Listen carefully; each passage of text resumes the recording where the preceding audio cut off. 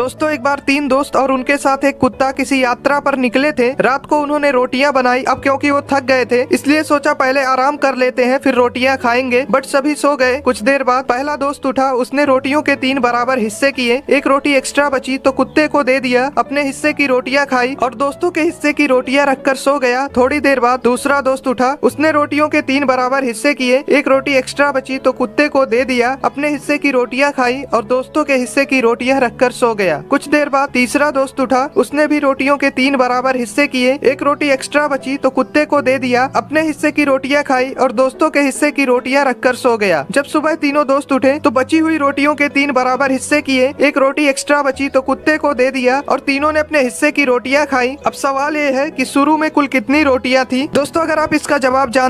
एक बार एक बेटा भागा भागा अपने पापा के पास आया और बोला, पापा हमारे घर में एक भूत है। पापा बोले कि भूत वूत जैसी कोई चीज नहीं होती, ये वहम अपने मन से निकाल दे। बेटा बोला कि पापा काम वाली बाई भागती भागती मेरे पास आई और बोली कि तुम अपने पापा के साथ यहाँ से निकल जाओ, इस घर में भूत का वास है। पापा ये सुनते ही डर गए और घर से निकलने की तैयारी करने लगे। जैसे ही बाहर जाने के लिए पापा ने दरवाजा खोला, इतने में बेटा बोला कि पापा हम अपने साथ काम वाली बाई को भी ले चलते हैं, वरना उसे भूत मार देगा। पापा बोले, बेटा हमारे घर में कोई काम वाली बाई ही नहीं है।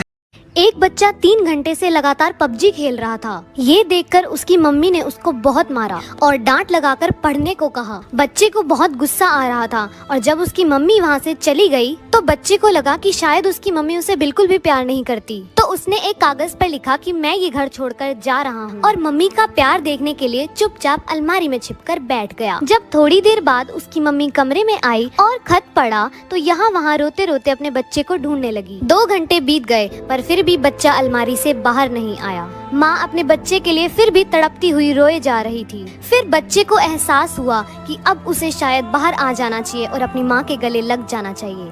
और जैसे ही बच्चा बाहर आया उसकी माँ ने उसको गले लगाया और इतना मारा, इतना मारा, इतना मारा कि बच्चा समझ गया कि उसकी माँ उसको कितना प्यार करती। एक बार एक आदमी ने एक घर की घंटी बजाई तो अंदर से एक बच्चा बाहर आया। आदमी ने पूछा, बेटा क्या आपके पापा घर पर हैं? बच्चे ने कहा, अंकल पापा तो बाजार गए हैं। फिर आदमी ने कहा, तो चलो एक काम करो, अपने बड़े भाई को बुला लो। बच्चे ने कहा, पर अंकल भैया तो बाहर क्रिकेट खेलने गए हैं। फिर आदमी ने कहा, ओफो एक काम करो, मम्मी तो घर पर ही होंगी ना, आप मम्मी को बुला लो। फिर बच्चा बोला, पर अंकल मम्मी तो किटी पार्टी में गई है। ये सुनकर आदमी उस बच्चे से परेशान हो गया और गुस्से में बोला, तो बेटा तुम घर पर क्यों बैठे हो, तुम भी कहीं चले जाओ। फिर बच्चा बोला, अरे अंकल मैं भी तो अपने दोस्त के घर आया